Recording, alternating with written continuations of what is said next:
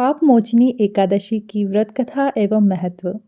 अर्जुन ने भगवान श्री कृष्ण से कहा, हे मधुसूदन, आपने फाल्गुन मास के शुक्ल पक्ष की एकादशी अर्थात आमल की एकादशी के बारे में विस्तार पूर्वक बतलाया। चैत्र माह के कृष्ण पक्ष में आने वाली एकादशी का क्या नाम है तथा इसकी विधि क्या है? कृपा करके आप मेरी बढ़ती हुई जिज्ञासा को शांत करें। तब भगवान श्री कृष्ण ने कहा कि हे अर्जुन, चैत्र मास के कृष्ण पक्ष की एकादशी को पाप मोचिनी एकादशी के नाम से जाना जाता है। एक बार की बात है, पृथ्वीपति राजा मानधाता ने लोमश ऋषि से यही प्रश्न किया था जो तुमने अभी मुझसे किया। अतः जो कुछ भी ऋषि लोमश ने राजा मानधाता को बतलाया वही मैं तुमसे कहता हूँ। राजा मानधाता ने धर्म के गुह्यतम रहस्यों के ज्ञाता महर्षि लोमश से पूछा, हे ऋषि श्रेष्ठ, मनुष्य के पापों का मोचन किस प्रकार संभव है? कृपया कर कोई ऐसा सरल उपाय बताएं जिससे सभी को सहज ही पापों से छुटकारा मिल जाए। पाप मोचनी एकादशी व्रत कथा। महर्षि लोमश ने कहा, हे नृपति, चैत्र मास की कृष्ण पक्ष की एकादशी को पाप मोचिनी एकादशी कहा जाता है। उसके व्रत के प्रभाव से मनुष्यों ने अपने सारे पाप नष्ट किए हैं। मैं तुम्हें इस व्रत की कथा सुनाता हूँ, ध्यानपूर्वक श्रवण करो। प्राचीन समय में चैत्रथ नामक एक वन था। उसमें अप्सराएं किन्नरों के साथ विहार किया करती थी। वहाँ सदैव वसंत का मौसम रहता था, अर्थात उस जगह सदा नाना प्रकार के पुष्प खिले रहते थे। कभी गंधर्व कन्याएं विहार किया करती थी, कभी देवेंद्र अन्य देवताओं के साथ क्रीड़ा किया करते थे। उसी वन में मेधावी नाम के एक ऋषि भी तपस्या में लीन रहते थे। वे शिव भक्त थे। एक दिन मंजू घोषा नामक एक अप्सरा ने उनको मोहित कर उनकी निकटता का लाभ उठाने की चेष्टा की। इसलिए वह कुछ दूरी पर बैठे वीणा बजाकर मधुर स्वर में गाने लगी।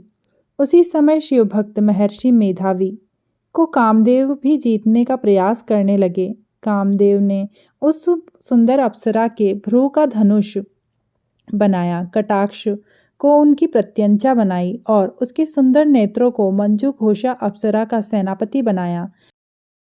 इस तरह कामदेव अपने शत्रु भक्त को जीतने को तैयार हुआ। उस समय महर्षि मेधावी भी युवावस्था में थे और काफी हष्टपुष्ट थे। उन्होंने यज्ञोपवीत तथा दंड धारण कर रखा था।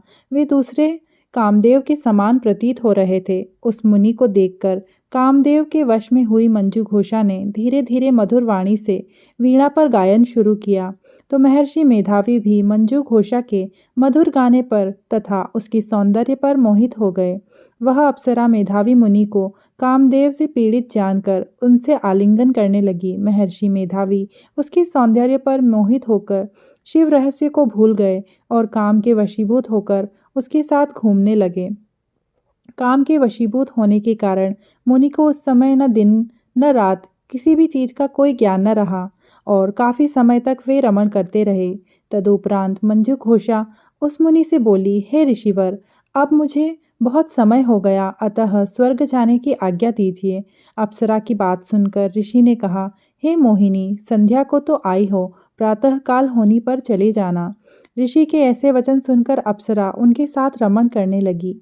उसी प्रकार दोनों ने साथ साथ बहुत समय बिताया। मंजू घोषा ने एक दिन ऋषि से कहा, हे विप्र, अब आप मुझे स्वर्ग जाने की आज्ञा दीजिए। मुनि ने इस बार कहा, हे रूपसी, अभी ज्यादा समय व्यतीत नहीं हुआ, कुछ समय ठहरो फिर जाना। मुनि की इस बात को सुनकर अप्सरा ने कहा, हे ऋषिवर, आपकी रात तो बहुत लंबी है। आप स्वयं ही सोचिए कि मुझे आपके पास आए कितना समय हो गया। अब और ज्यादा समय तक ठहरना क्या उचित है?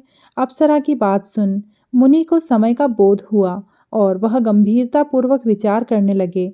जब उन्हें समय का ज्ञान हुआ कि रमण करते हुए उन्हें 57 वर्ष व्यतीत हो चुके हैं, तो उस अप्सरा को वह काल रूप समझने लगे। इतना ज्यादा समय भोग विलास में व्यर्थ चला जाने पर उन्हें बड़ा क्रोध आया। भयंकर क्रोध में जलते हुए उस तप नाश करने वाली अप्सरा की तरफ प्रकृति तान कर देखने लगे। क्रोध से उनके अधर कांपने लगे और इंद्रियां बेकाबू होने लगी। क्रोध में थरथराते स्वर में मुनि ने उस अप्सरा से कहा, मेरे तप को नष्ट करने वाली दुष्टा, तू महापापिन और बहुत ही दुराचारिणी है। तुझ पर धिक्कार है, अब तू मेरे श्राप से पिशाचिनी बन जा। मुनि के क्रोधयुक्त श्राप से वह अप्सरा पिशाचिनी बन गई। यह देख वह व्यथित होकर बोली, हे ऋषिवर, आप मुझ पर क्रोध त्याग कर प्रसन्न होइए और कृपया करके बताइए कि इस श्राप का निवारण किस प्रकार होगा। विद्वानों ने कहा है, साधुओं की संगत अच्छा फल देने वाली होती है और आपके साथ तो मेरे बहुत समय व्यतीत हुए हैं। अब आप मुझ पर प्रसन्न हो जाइए, अन्यथा लोग कहेंगे कि एक पुण्य आत्मा के साथ रहने पर मंजू घोषा को पिशाचिनी बनना पड़ा। मंजू घोषा की बात सुनकर मुनि को अपने क्रोध पर अत्यंत ग्लानि हुई, साथ ही अपनी अपकीर्ति का भय भी हुआ, अतः पिशाचिनी बनी। मंजू घोषा ने मुनि से कहा, तूने मेरा बड़ा बुरा किया है, किंतु फिर भी मैं तुझे इस श्राप के मुक्ति का उपाय बताता हूँ। चैत्र मास की कृष्ण पक्ष की जो एकादशी है, उसका नाम पापमोचिनी एकादशी है। उस एकादशी का उपवास करने से तेरी पिशाचिनी की देह से तुझे मुक्ति प्राप्त होगी। ऐसा कहकर मुनि ने उसको व्रत का सब विधान समझा दिया। फिर अपने पापों का प्रायश्चित करने के लिए वह अपने पिता च्यवन ऋषि के पास गए। च्यवन ऋषि ने अपने पुत्र मेधावी को देखकर कहा, हे पुत्र, ऐसा क्या किया तूने कि तेरे सभी तप नष्ट हो गए, जिससे तुम्हारा समस्त तेज मलिन हो गया। मेधावी मुनि ने लज्जा से अपना सिर झुकाकर कहा, पिताश्री, मैंने एक अप्सरा से रमण करके बहुत बड़ा पाप किया है। इसी पाप के कारण संभवतः मेरा सारा तेज और मेरा तप नष्ट हो गया। कृपया करके आप इस पाप से छूटने का मुझे उपाय बताइए। ऋषि ने कहा, हे पुत्र, तुम चैत्र माह के कृष्ण पक्ष की पाप मोचनी एकादशी का विधि तथा भक्तिपूर्वक उपवास करो। इससे तुम्हारे सभी पाप नष्ट हो जाएंगे। अपने पिता च्यवन ऋषि के वचनों को सुनकर मेधावी मुनि ने पाप मोचनी एकादशी का विधिपूर्वक व्रत किया। उसके प्रभाव से उनके सभी पाप नष्ट हो गए। मंजू घोषा अप्सरा भी पाप मोचिनी एकादशी का उपवास करने से पिशाचिनी की देह से छूट गई और पुनः अपना सुंदर रूप धारण कर स्वर्गलोक चली गई। लोमश मुनि ने कहा, हे राजन, इस पाप मोचनी एकादशी के प्रभाव से समस्त पाप नष्ट हो जाते हैं। इस एकादशी की कथा के श्रवण व पठन से 1000 गोदान करने का फल प्राप्त होता है।